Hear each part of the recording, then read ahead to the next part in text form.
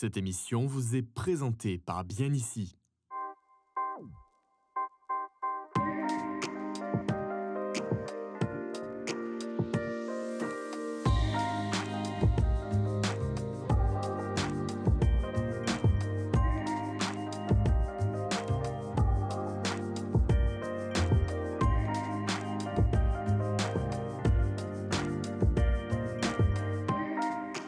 Bonjour à tous, bienvenue dans votre rendez-vous hebdomadaire Azur Immo, des conseils comme s'il en pleuvait, de l'expertise aussi dans le secteur de l'immobilier.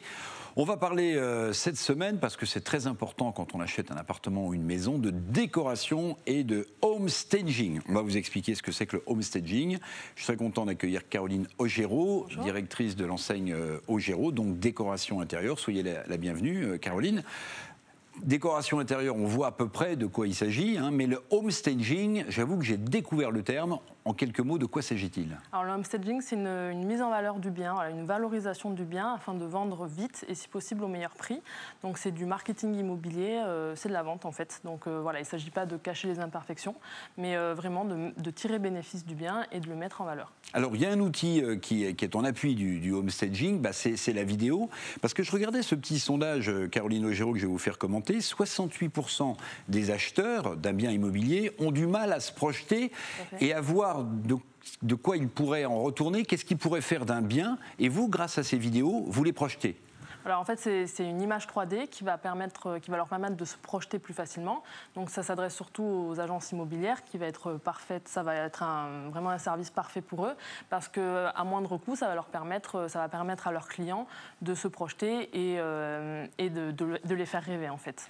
Est-ce que quand on fait de la décoration intérieure, hein, ce qui est votre métier depuis 4 ans, après une formation auprès de professionnels, est-ce qu'on a une idée d'entrée du coût au mètre carré que va représenter cette décoration intérieure? C'est une chose d'acheter un bien, de payer les frais de notaire, comme on dit, mais c'en est une autre d'avoir une idée précise du montant financier de la décoration.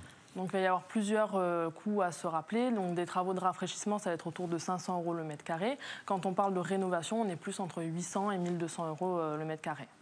800 €, 1200 € le mètre carré, mais j'imagine que ça dépend ce qu'on met comme matériaux. Si je mets un marbre de Carrare dans mon salon, c'est pas la même chose que si je mets une céramique ou un carrelage qui imite le marbre. Exactement, ça va vraiment dépendre des matériaux qu'on utilise et voilà, de ce qu'on choisit. Vous allez avoir des robinets à 50 € et d'autres à 500 €. Donc voilà, ça va vraiment dépendre de ce qu'on choisit comme matériaux et fournitures. Alors il y a une grande tendance, je ne sais pas si vous êtes dedans, Caroline Augereau, qui est la volonté de ceux qui achètent un bien de mettre des matériaux bruts, des matériaux nobles. Est-ce que cette tendance, vous la confirmez et est-ce que vous conseillez aux acheteurs de se projeter dans ce type de matériaux? Tout à fait, moi c'est vraiment comme ça que je travaille. Je trouve que ça rend vraiment le bien cossu, ça va lui permettre d'être mis en valeur et c'est toujours beau d'utiliser des matériaux naturels. Et voilà, donc je trouve que c'est... Alors, ce que je vous propose maintenant, c'est qu'on regarde le sujet de Stéphanie Mossman, précisément, qui s'est rendue dans un quartier de Nice-Nord, dans un bel immeuble, un peu dans son jus, hein, des années 20, pour voir quel travail vous pouvez vous imaginer réaliser pour que, précisément, le futur acquéreur se projette. Regardez. Le salon lumineux, mais vieillot n'est pas très glamour. À côté, la chambre au papier peint déchiré et au parquet délavé ne soulève pas l'enthousiasme non plus. Résultat, pour vendre plus facilement cet appartement datant de 1920, l'agence Lokis a fait appel à une décoratrice d'intérieur. On va créer une belle ouverture ici afin d'avoir un lien avec le couloir. On supprime la cloison qui sépare les deux pièces afin d'avoir une belle pièce à vivre de 35 mètres carrés. Voilà, une pièce où on peut se retrouver en famille. On va conserver les moulures au plafond, les rosaces ainsi que les sols et on va apporter de la modernité bien sûr et retravailler l'appartement avec des matériaux cossus pour vraiment lier l'ancien et le moderne. Moderniser tout en conservant le charme de l'ancien. Voilà l'objectif de Caroline Augereau. À travers ces images, la décoratrice d'intérieur permet aux candidats à l'achat de mesurer pleinement le potentiel de l'appartement de façon très simple et ludique. Ça permet de mettre en valeur l'appartement. C'est un service qu'on apporte en plus aux propriétaires. C'est un petit peu, voilà, ça montre aussi que nous ne sommes pas que des ouvreurs de portes, on apporte des services supplémentaires. Et là, c'est un service gagnant-gagnant parce qu'en effet, nous déjà, on va le vendre plus rapidement parce qu'on peut vraiment mettre en valeur l'appartement. Et pour le propriétaire, c'est aussi gagnant parce que du coup, le prix de vente pourrait évoluer parce que là, en ayant fait cette diapo 3D, on arrive bien plus à se projeter et à chiffrer les travaux éventuels. Ces projections ont une forte valeur ajoutée autant pour les acheteurs que pour les vendeurs puisqu'elles renforcent l'attractivité de leurs biens dès sa mise sur le marché. Caroline Augereau, on le voit hein, dans cet exemple, l'avantage d'avoir cette vidéo sur une tablette, on peut se projeter. Quelles sont aujourd'hui les grandes tendances en matière de décoration ? On parlait de matériaux bruts tout à l'heure. Stéphanie Mossman nous disait, en commençant son sujet, bon bah là il y a un papier peint un peu défraîchi. Est-ce que les papiers peints reviennent à la mode ? Est-ce qu'on imagine des tentures ? On a vu ce joli petit mur de briques oui. Au fond. Comment est-ce que vous-même vous projetez dans la décoration que vous allez proposer ? Moi, je travaille toujours en fait avec ce que je trouve sur place. Donc là, j'ai eu de la chance parce que je suis tombée sur un appartement ancien où je récupère les sols,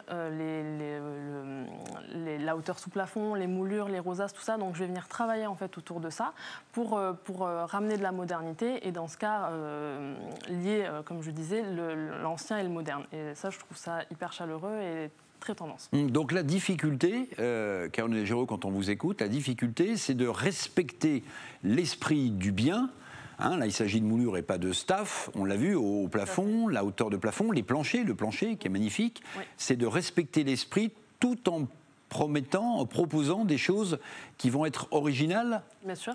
Oui, de proposer un projet original, chaleureux, où on peut imaginer facilement une vie de famille et qui soit aussi esthétique, qui plaise et qui donne envie de rentrer chez soi, forcément.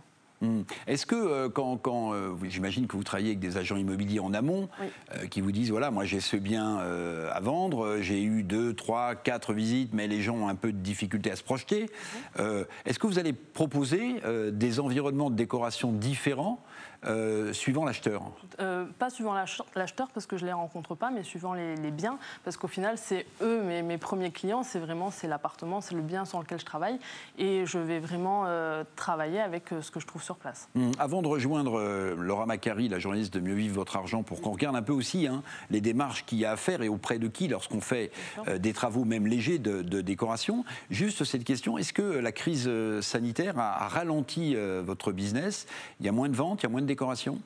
Au niveau des ventes, je ne sais pas, mais au niveau de la décoration, ça n'a pas du tout ralenti. Au contraire, avec l'année qui vient de s'écouler, les gens ont à cœur d'être bien chez eux. Et du coup, ça permet de faire évoluer la chose. Alors, je vous propose qu'on rejoigne Laura Macari, qui est avec nous en direct de Mieux Vivre Votre Argent. Laura, bonjour. Merci beaucoup d'être avec nous. On a vu ces exemples de travaux. Alors, pour la plupart des petits travaux d'aménagement, il n'y a pas beaucoup de démarches administratives à faire, mais à partir de quel moment, quand même, je dois déclarer les travaux que Caroline Augereau va faire chez moi ? Alors déjà, je voudrais vous rassurer, si vous vous contentez de repeindre un mur, de faire une toute petite modification, si vous êtes propriétaire du logement, aucune démarche ne sera à faire. Donc ça, c'est la bonne nouvelle. Il existe évidemment des exceptions, comme toujours. Par exemple, sur le sol, si j'habite dans un immeuble, j'ai envie d'enlever cette vieille moquette, de la remplacer par un beau parquet. Là, il vaut mieux que je prenne le temps de lire le règlement de copropriété, parce que le voisin du dessous ne doit pas subir une isolation phonique moindre du fait de ce changement. Donc, selon le règlement de copropriété, il est possible que je doive demander l'autorisation du syndic, voire de l'AG des copropriétaires. Donc là, c'est peut-être encore plus compliqué. Mais si je dois, par exemple, abattre un mur porteur parce que je veux avoir une pièce d'un seul tenant, là, je dois m'adresser à qui ? Alors, pour abattre un mur, ça dépend. Si c'est une simple cloison, là, encore une fois, aucune démarche nécessaire. En revanche, comme vous le disiez, attention, si on veut toucher à un mur porteur, par exemple, pour ouvrir une cuisine, réunir 2 pièces, il vaut mieux prendre garde. Dans le cadre d'un appartement en copropriété, il faudra soumettre sa demande au syndic avant de lancer les travaux. Et dans le cadre d'une maison, une déclaration de travaux en mairie suffira souvent. Dans les deux cas, il faut faire appel à un architecte et un bureau d'études techniques afin de s'assurer que la disparition de ce mur ne mettra pas en danger la structure de la maison et donc ses occupants par la même occasion. Oui, ou la structure de l'appartement, parce que j'ai des copropriétaires au-dessus et en dessous. Et alors, si je décide à l'extérieur de peindre un volet différemment ou de changer de fenêtre, il faut que je demande l'avis de qui ? Alors là, il faut se plonger dans le règlement de la copropriété quand on habite en immeuble. Par exemple, souvent, les copropriétaires fixent dans le règlement des exigences sur le type de volet, de fenêtre, de store. Donc tout ça, c'est dans le règlement de la copropriété. Il indique, par exemple, clairement que telle copropriété ne veut que des volets de couleur bois. Donc si moi, je voulais mettre du rouge pétant, je ne vais pas pouvoir le faire. Donc dans ce cas-là, soit je me plie aux exigences du règlement de copro, soit j'essaye d'obtenir de la part de l'AG des copropriétaires de changer les couleurs. Ça va être un peu compliqué, il faut que mes voisins soient partants.